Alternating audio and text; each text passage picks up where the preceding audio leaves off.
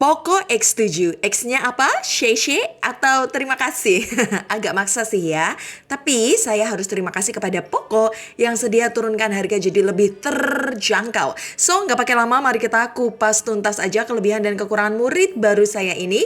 Poco X7 dalam pemakaian 20 hari atau lebih tepatnya 480 jam 7 menit 7 detik yang lalu. Bersama Bu Guru Vanilla, mari kita bedah.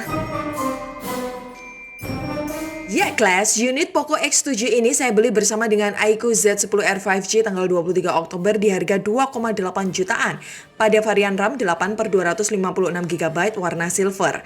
Terbilang murah sih ya sesuai dompet saya, cuma kalau harga non promo pasti ada bedanya. Tergantung kupon diskon dan hoki Anda. Untuk harga normal, RAM 8/256GB ada di 3 juta kecil dan RAM 12/512GB di 3 juta besar. Tinggal pilih sesuai budget dan kebutuhan. Untuk link sudah kami sematkan di YouTube Shopping dan deskripsi. Alasan saya beli Poco X7 tentu secara spesifikasi HP ini masih worth it.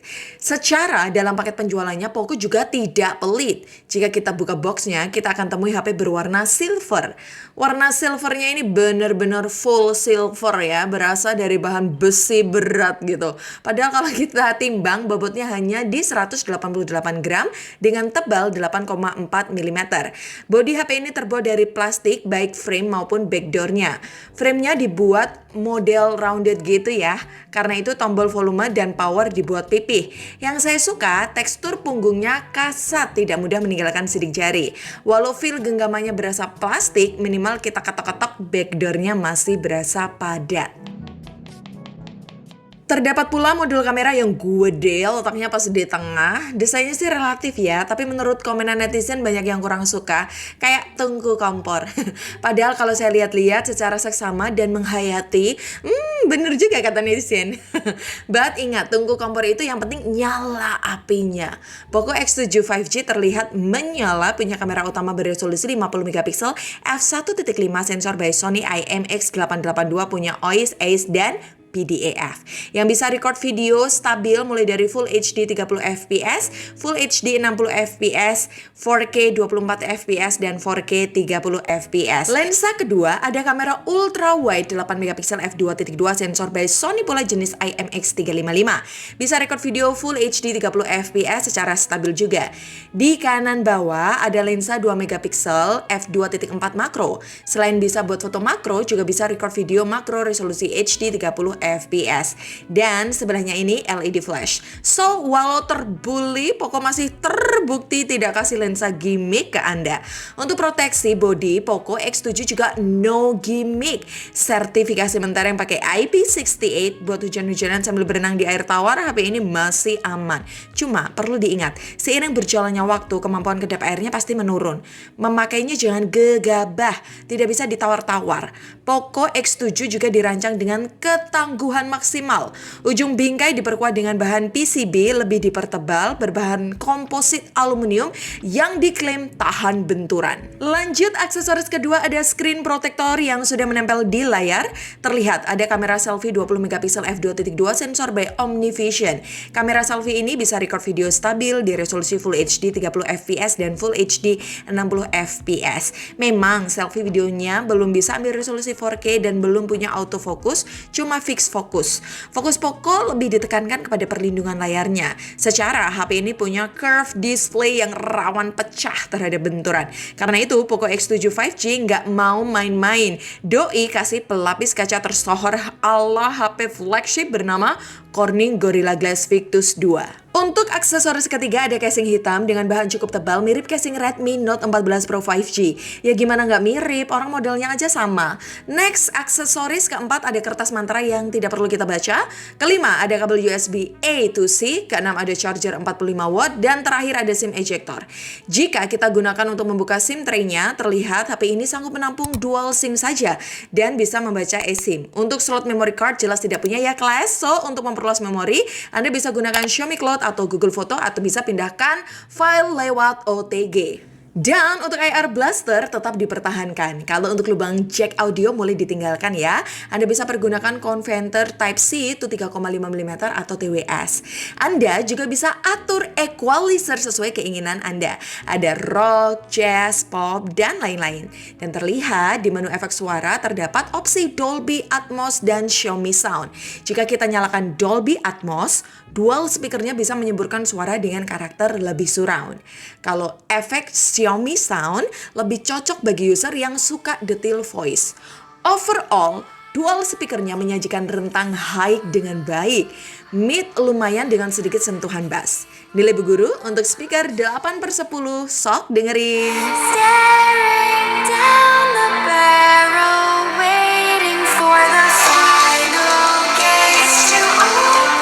Lanjut mengenai dapur pacu, Poco X7 5G pakai SoC MediaTek Dimensity 7300 Ultra, 4 nanometer, RAM LPDDR4X dan ROM UFS 2.2.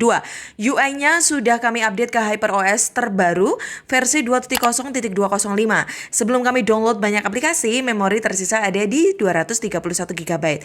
Mengenai bloatware, aplikasi cukup banyak, namun gak usah khawatir, bisa Anda hapus.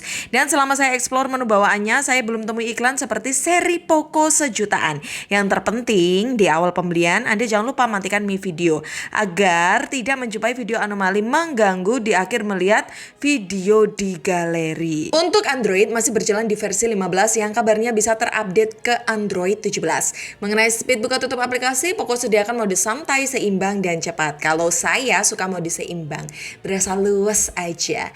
Baru nih ya, untuk kapasitas baterai sedikit buat mules sih. Kapasitasnya hanya 5110 mAh. Seukuran zaman sekarang, baterai segitu sudah tergolong kecil. Saat Bu Guru tes HP ini untuk lari maraton jalankan CPU throttling selama 3 jam, mulai baterai 100%, baterainya berkurang 60%. Dengan tingkat kestabilan lumayan di 86%. Berlanjut untuk jalankan Antutu 11 sebanyak 3 kali tanpa mode performa, baterai berkurang 23% dengan nilai rata-rata 800 ribuan. Untuk jalankan tes 3D Mark, 1 kali habiskan baterai 4%. Dengan nilai best dan lowest loop score 800-an. Dapatkan nilai kestabilan 98% dengan suhu agak naik ke 44 derajat Celcius. Untuk tes Geekbench 6 1 kali saja habiskan baterai 1%. Nilai single core ada di 1013 dan multicore di 2873. Selebihnya untuk nonton YouTube HDR ya, pakai Wi-Fi only hingga baterai sisa 1%. SoT Poco X7 5G bisa tembus ke 7 jam. Untuk data real pemakaian skenario pakai Wi-Fi plus data 4G, banyak buat multimedia sesekali game. Total SoT yang saya dapat 6 jam. Kalau untuk 5G mohon maaf ya, saya lupa pakai kartu smartphone. Smartphone belum bisa 5G. Untuk pemakaian sinyal 5G, next review aja Bu Guru jabarkan. So, dari pengalaman pakai Poco 5G ala saya, dari pagi sampai malam tanpa charging, HP ini masih sanggup ya. Cuma kalau Anda termasuk orang yang edik terhadap HP, kemungkinan ya dalam sehari Anda bisa charging 2 kali. Nah, ngomongin kecepatan charging, si Poco X7 ini juga terlihat standar, hanya 45 watt saat kita pilih mode dipercepat. Dari baterai 1% ke 35% butuh waktu 15 menit. 30 menit kemudian bisa terisi 60%. Dan ke 100% butuh waktu 60 menit. Poco juga punya informasi baterai health, informasi siklus isi baterai, pengisian daya maksimal 80%, ada pula fitur reverse wired charging yang tidak ada wireless charging dan bypass charging. Mungkin faktor bypass charging inilah yang membuat user gaming sudah tidak terlalu melirik HP Poco sebagai HP fokus gaming. Padahal jika HP ini nyalakan mode performa, nilai touch sample rate testernya bisa ke 500 Hz. Untuk gyro jelas hardware. Di dalam bodi Poco X7 5G tersematkan grafit pendingin seluas 13.780 mm persegi. Hasilnya dalam uji tes berbagai game di indoor, suhunya masih wajar di antara 40-43 derajat Celcius. Cuma ada baiknya kalau Anda main game intens di HP ini mending pakai cooler aja karena hasilnya lumayan kasih pembeda. Taruhlah untuk game Mobile Legends settingan Super Ultra tanpa cooler, FPS-nya ada di rata-rata 87 FPS. Grafik FPS agak kurang rapi sih. Tapi setelah kita pakai cooler, anehnya bisa ke 92 FPS. Padahal settingan ML HP ini tuh mentok di 90 FPS. Grafik FPS-nya juga stabil lurus, dan untuk game PUBG, settingan terbaik di Smooth Extreme 60 FPS. Rata-rata FPS sangat baik di 59 FPS. Untuk game Delta Force settingan Smooth Ultimate baru, grafiknya agak keriting ya di 49 FPS. 10 menit baterai berkurang 4%. Main game agak berat, Genshin Impact settingan lawless 60 fps dapat 48 fps. 15 menit berkurang 5%. Dengan grafik fps yang sudah naik turun saat kita ajak main game WUA settingan low 60 fps, Poco X7 sudah agak kewalahan. Dapatkan rata-rata 32 fps. Main 15 menit baterai berkurang 5%. Next, kita bahas layar dan fitur di dalamnya. Fitur yang terpenting, haptic feedback. Poco X7 5G masih sediakan. Getarannya sudah terpusat, tapi sayangnya getarannya tidak semantap kembarannya Redmi Note 14 Pro 5G. Selebihnya sih mirip ya. Bagi Anda yang butuh zoom, background HP ini sudah support. Untuk fitur NFC, jelas ada. Di update terbaru, kini Poco X7 sudah bisa buka YouTube secara pop screen. Untuk second space dan dual aplikasi ada dong. Untuk fitur heart rate pun masih ada. Bola pintasan ada, in-display fingerprint dan face unlock tentu bisa dengan kecepatan respon cukup cepat. Mengenai fitur AI pendukung produktivitas, Poco X7 5G hanya sediakan AI yang penting-penting aja. Ada subtitle AI dan circle to search. Fitur AI paling bejibun dialihkan untuk editing foto. Misal, rubah foto menjadi stiker atau rubah latar belakang. Yang saya suka pilihan background bokehnya tuh banyak pilihan. Kita juga bisa lebarkan foto, hapus objek, hilangkan pantulan, dan rubah warna langit. Oh iya, bagi yang suka record layar, HP ini sediakan pilihan resolusi yang tinggi hingga 1,5K. Secara layar AMOLED-nya ini beresolusi 1,5K juga. Terlihat Poco X7 5G sangat serius di bidang visual. Layarnya full amunisi, ada Dolby Vision dengan berbagai karakter warna. Anda bawa di luar ruangan, kecerahan tingginya bisa mencapai 1200 nits. Sedangkan untuk memutar konten HDR, kecerahan layarnya bisa ke 3000 nits. Dan bagi yang suka editing di handphone, skema warna yang disediakan HP ini sangatlah lengkap. Ada skema warna vivid, tersaturasi, standar, gamut, warna pitri, dan sRGB. Untuk aktivitas scrolling, refresh rate saat layar digeser bisa ke 120 Hz. Saat layar berhenti turun ke 60 Hz. Dan ketika layar padam bisa turun lagi ke 30 Hz. Strategi adaptive refresh rate ini cukup lumayan, bisa berguna untuk menghemat baterai. Oke, terakhir kelas kita mau bahas kameranya. Di HyperOS versi terbaru ini kita bisa rubah warna layout UI-nya. Kalau HyperOS sebelumnya kan tidak bisa. Lumayan bikin mata kita lebih fresh ya. Dan kini UI kamera Poco ada dua pilihan. Ada more dan panel. Misal ya, Bu Guru coba pilih mode panel ya. Di mode panel kita cukup swipe up aja, maka akan terlihat pilihan fitur lain dari kameranya kelas. Terlihat ada mode malam, foto pro, foto dokumen, foto makro, panorama, serta pencahayaan panjang. Menurut saya lebih simpel ya. Next, kita coba untuk shutter speed 50 megapikselnya aja, atau kini dinamai Ultra HD oleh Poco.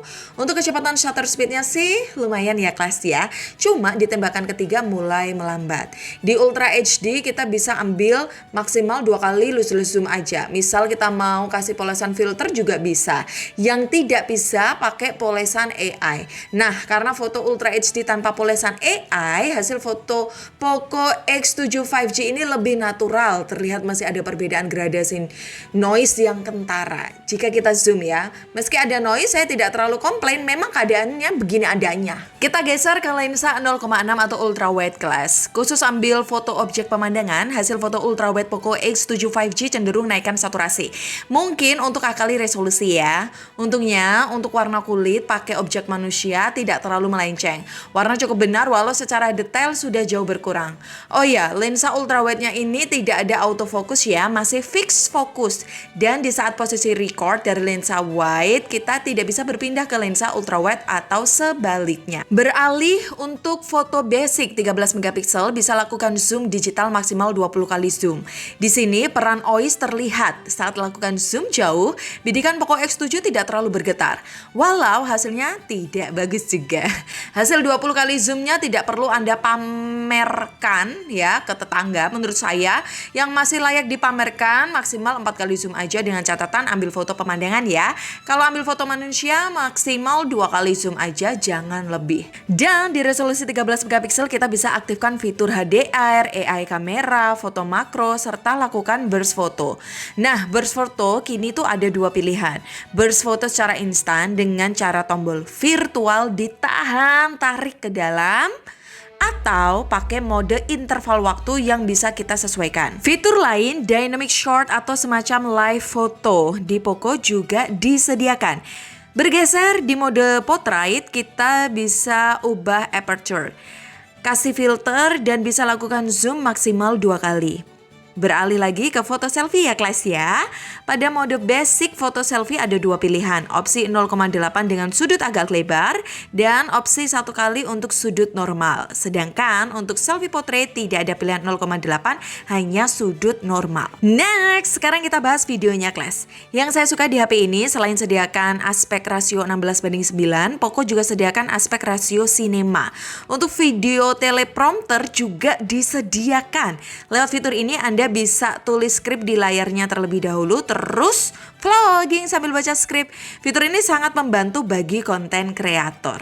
Untuk opsi video lainnya, Poco X7 5G punya video pro up to 4K 30 fps, video slow-mo up to Full HD 120 fps, video time lapse up to 4K 30 fps, dan dual video Full HD 30 fps.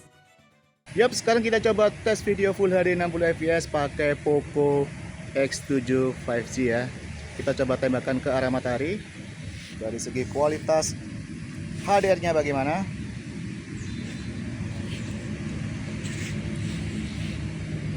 Oke, masih terlihat ya dari segi background dan muka saya cukup balance guys.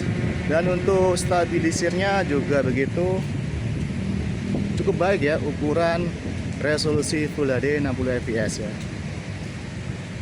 Saya cukup suka sih pakai video selfie-nya ini guys. Full HD 60 fps ya, bisa selancar ini guys. Walaupun tanpa 4K, no problemo ya. Oh, kalau kita swing agak sedikit patah gak? Oh, enggak sih ya, cuma ada sedikit aja, cukup wajar. Oke, ini dia Full HD 30 fps with stabilizer ya. Karena with stabilizer kita coba berjalan cepat. Oke, kualitasnya seperti ini guys di Poco X7 5G.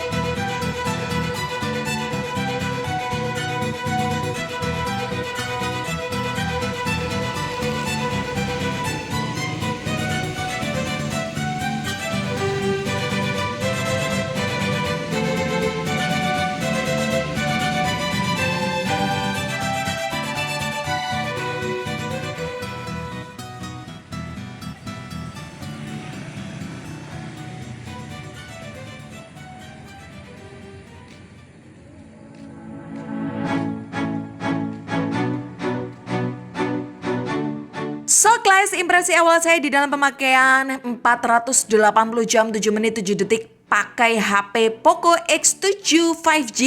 HP ini bagus, fiturnya lengkap, semua serba ada. Walau ada beberapa bagian yang kurang dapat sentuhan, namun itu masih dalam batas wajar. Apakah HP ini layak dibeli? Tentu itu masih layak asal Anda bisa memaklumi kekurangan yang tadi Bu Guru sebutkan. Apalagi bagi Anda yang ingin beli Redmi Note 14 Pro 5G tapi duitnya masih kurang. Solusinya Poco X7 5G.